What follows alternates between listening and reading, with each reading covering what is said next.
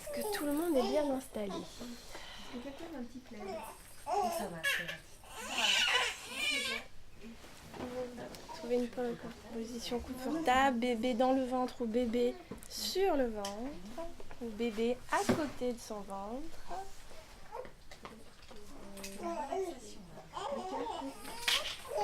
Et ça, je vous invite à prendre chaque jour le temps, comme ça, dans la journée, quand vous avez un petit moment où c'est calme, ou un petit moment où vous avez besoin de calme, de prendre le temps de vous installer à côté de votre bébé, que ce soit dans un canapé moelleux, que ce soit sur un tapis d'éveil, que ce soit dans votre lit, de prendre le temps, comme ça, de vous poser quelques minutes, selon ce que vous permet aussi de vivre votre bébé. Où est-ce que ça touche le fauteuil, le sol?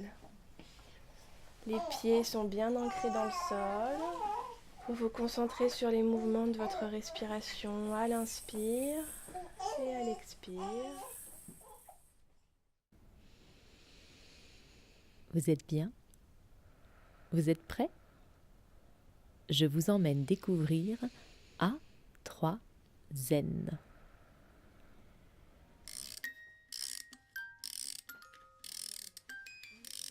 Donc on m'a glissé un flyer d'A3N quand j'étais enceinte dans les mains. Puis moi je m'étais dit jamais j'en aurais besoin. Donc j'avais pas du tout pris contact avec l'association quand j'étais enceinte. Et puis quand Lou est arrivé, j'y suis pas allée tout de suite non plus. Et je pense que j'ai eu des soucis avec mon allaitement. J'ai rencontré la Leche League et j'ai dû rencontrer des filles qui m'ont parlé d'A3N. Et finalement j'y suis allée et je suis allée aux ateliers d'éveil bébé.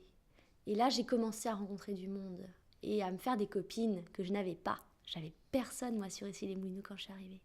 Et c'est ça que je suis venue chercher en fait, de la rencontre et aussi du soutien. J'étais vraiment paumée à cette époque, vraiment.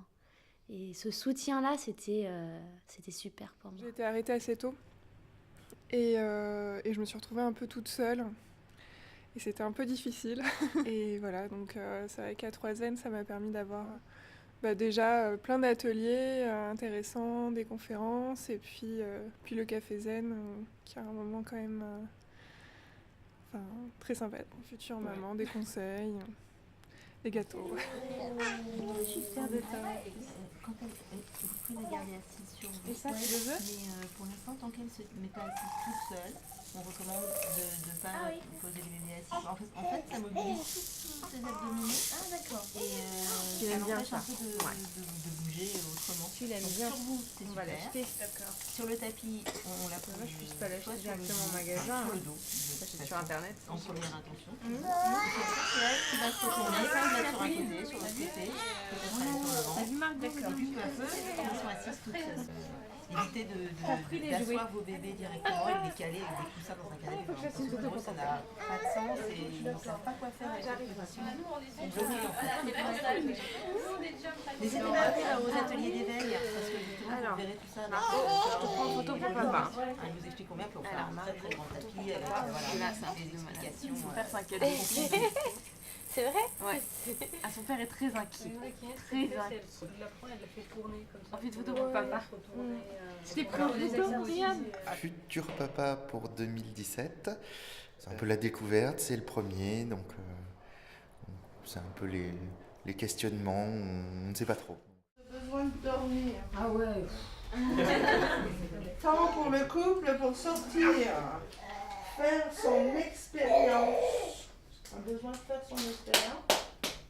Ça veut dire quoi? Parfois, la famille, ils ont tendance un peu à prendre le dessus. Quoi. Ah ouais. Et ça, c'est un but pour nous. Ok, c'est comme on ne vous laisse pas expérimenter. Et, On vous dit voici la vérité, et puis allez-y. Oula. Beaucoup de besoins, beaucoup de ressources. Et les questions. Ah, il y a plus de ressources que de besoins. Oui. Quand on passe de couple à famille, il faut faire le deuil de le couple d'avant. Ça ne veut pas dire qu'on n'est plus un couple, ça veut dire qu'on n'est plus le couple d'avant. Ça veut juste dire qu'il faut recomposer sa solution de couple maintenant que nous sommes à 3. Et même à toutes les étapes de la vie familiale, vous aurez à vous re-questionner de toute façon sur quid de notre couple maintenant, hein, avec des adolescents, ils partent les enfants, quid de notre couple, maintenant on est à la retraite, quid de notre couple. Toujours cette question, elle va se reposer à toutes les étapes du cycle de la vie familiale. Ne vous inquiétez pas, votre couple il n'est plus jamais comme c'était hier. C'est le premier mois très fusionnel, toutes les deux sur le canapé. Je me suis dit qu'il était temps un peu de sortir et de revoir des gens, parce qu'avant mon congé maternité, j'étais quelqu'un d'assez actif, j'avais un travail assez prenant, je voyais plein de gens, je parlais tout le temps. Ça a fait un petit changement avec le congé maternité. Donc je squatte les ateliers, la 3N, peu importe quoi il parle. Ce que j'ai bien aimé, c'est que ça a donné la possibilité de mettre les bébés un peu ensemble sur un tapis. Enfin, un bébé, c'est assez solitaire quand ça n'a pas de grand frère et de grande sœur les premiers mois. Et puis là, le fait de le lâcher en communauté de bébés, c'était rigolo. Et puis de voir aussi d'autres mamans à différents stades par lesquels je suis passée ou je vais passer, c'est intéressant. De se dire qu'on vit sûrement quelque chose d'exceptionnel, mais quand même d'assez banal, et que c'est bien c'est rassurant. On entend beaucoup de choses très différentes sur ce qu'il faut faire, ce qu'il est bon de faire, et qu'au milieu de tout ça, il y a aussi un peu il y a notre envie de bien faire et notre instinct qui parfois nous empêche de faire certaines choses qu'on nous dit qu'il faudrait faire. Ça fait plusieurs fois que je viens à des rencontres de la 3N où on parle de l'allaitement. Enfin, j'ai l'impression que ça va être une lutte en fait, permanente. Pas complètement quand même. Permanente, non. C'est pas permanence, mais fréquente. Au début, après ça va mieux. Je l'ai aussi un peu expérimenté en discutant un peu allaitement, justement, de mon projet d'allaiter avec des amis, qui sont pourtant bienveillants, hein, c'est des amis, mais il a commencé à me dire, pas plus de 6 à 7 tétés par jour, etc.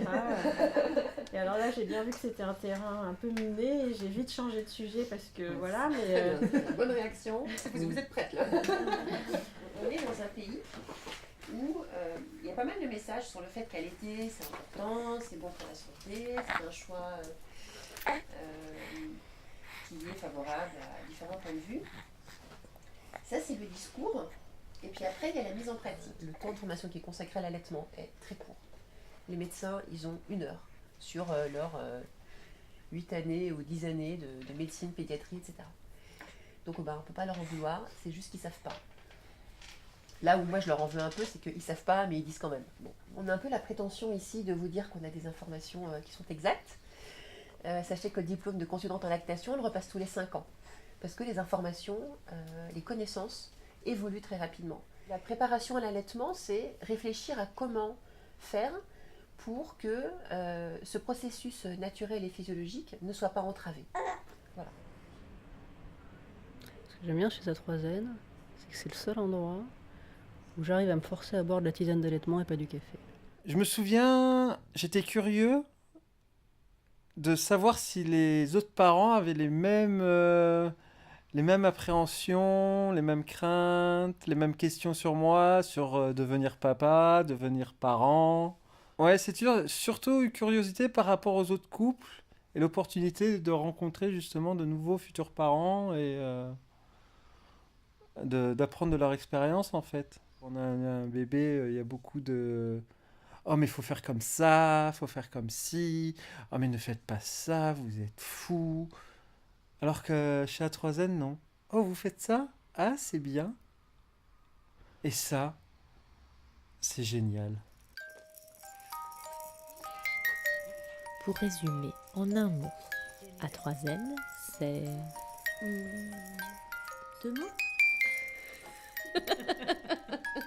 Famille bienveillante. C'est vraiment la famille, je trouve. C'est ça. Solidaire. Je dirais chaleureux. Le partage. Accompagnant. Échange. La douceur.